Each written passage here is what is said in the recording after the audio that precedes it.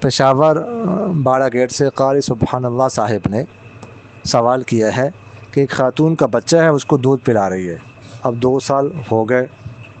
دودھ کو، اب وہ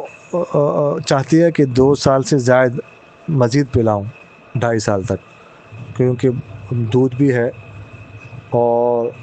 اس سے چھوٹا کوئی بچہ بھی نہیں ہے، تو کیا وہ 2.5 سال تک دودھ پلا سکتی ہے؟ دیکھیے گا،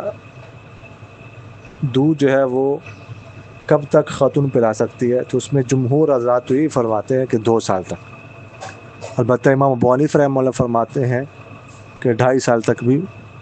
پلا سکتے ہیں، لیکن امام ابو حنیفہ رحمہ اللہ کے علاوہ باقی جو احناف حضرات ہیں وہ فرماتے ہیں کہ 2 سال تک پلا سکتی ہے، آخری حد 2 سال ہے، اور فتویٰ بھی اسی قول پر ہے کہ 2 سال پر۔ اس لیے اگر تو بچہ صحت مند ہے اور دودھ چھڑانے میں مطلب ہے کوئی نقصان نہیں، صحت اچھی ہے، پھر بس 2 سال سے زیادہ نہیں پلانا چاہیے، بس چھڑا دینا چاہیے دودھ۔ البتہ اگر بہت زیادہ بچہ کمزور ہو،